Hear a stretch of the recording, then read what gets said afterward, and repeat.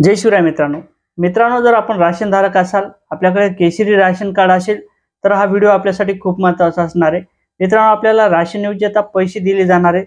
पैसे किती असणार आहेत? एखाद्या कुटुंबात जर 5 व्यक्ती असतील तर त्या 5 व्यक्तीतील एका व्यक्तीला पैसे किती मिळणार आहेत, तर 5 व्यक्तीला पैसे किती मिळणार आहेत।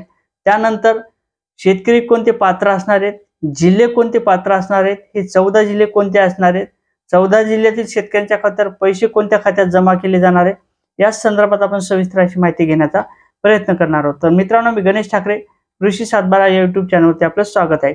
शेतकरी मित्रांनो, राशनधारक मित्रांनो, आपल्यासाठी हा व्हिडिओ महत्त्वाचा असणार आहे। नीट व्हिडिओ ऐका, जेणेकरून आपण ह्या योजनेतून वंचित राहणार नाही, आपल्याला हे पैसे मिळतील। तर मित्रांनो, एकंदरीत जशा प्रकारे आपण PM किसानची KYC करत होतो, त्यानंतर दुष्काळी अनुदानाचे KYC करत होतो, अशाच प्रकारे राशनधारकासाठी ही KYC असणार आहे। यामध्ये बरेच काही राशनधारक बोगस आहेत।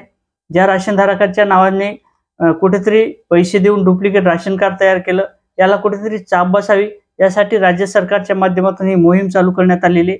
राशनधारकासाठी जवळपास हे पैसे जमा केले जाणार आहे।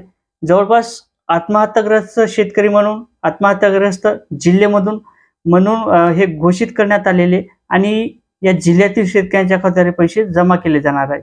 मित्रांनो, संभाजीनगरमध्ये सुद्धा पैसे जमा केले जाणार आहेत। जालना, नांदेड, बीड, धाराशिव, परभणी, लातूर, हिंगोली, त्यानंतर अमरावती, वाशिम, अकोला, बुलढाणा, यवतमाळ, वर्धा अशा 14 जिल्ह्यातील शेतकऱ्यांच्या खात्यावर पैसे जमा केले जाणार आहेत। मित्रांनो, हे जिल्हे जे आहेत ते आत्महत्याग्रस्त म्हणून घोषित करण्यात आले होते। या जिल्ह्यात दुष्काळ जाहीर करण्यात आला होता आणि त्याच अनुषंगाने राज्य सरकारच्या माध्यमातून एक पाऊल उचलण्याचं काम करण्यात आलं। 2013च्या तरतुदीनुसार 2024च्या तरतुदीनुसार आता हे पैसे जमा केले जाणार आहेत। मित्रांनो, जवळपास आपण जर KYC केले नसेल तर मात्र KYC करणं बंधनकारक असणार आहे। ज्या घरात आपल्या 5 व्यक्ती असतील, 6 व्यक्ती असतील, त्या सर्व शेतकऱ्यांना, त्या नागरिकांना, त्या राशनधारकांना KYC करणं बंधनकारक असणार आहे। एका व्यक्तीला आपल्याला प्रत्येक महिना म्हणजे एका महिन्याला 170 रुपये अनुदान हे दिलं जाणार आहे। आपल्या घरात जर 5 व्यक्ती असतील तर त्याप्रमाणे एका व्यक्तीचे 170 रुपये प्रमाणे आपल्याला हे पैसे जमा केले जाणार आहे। DPT अंतर्गत हे पैसे जमा असणार आहेत। ज्या खात्याला आपलं आधार कार्ड लिंक आहे अशा या खात्यावर पैसे जमा केले जाणार आहेत।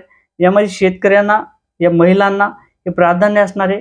राशनधारक आपण ही महिला आहेत, त्या महिलेच्या खात्यावर हे पैसे जमा केले जाणार आहेत। तर मित्रांनो, अशा प्रकारे 14 जिल्ह्यातील शेतकऱ्यांच्या खात्यावर, राशनधारकाच्या खात्यावर हे पैसे जमा केले जाणार आहेत। तर मित्रांनो, असेच नवीन अपडेट घेण्याकरता नक्कीच चॅनलला सबस्क्राइब करा। जय शिवराय।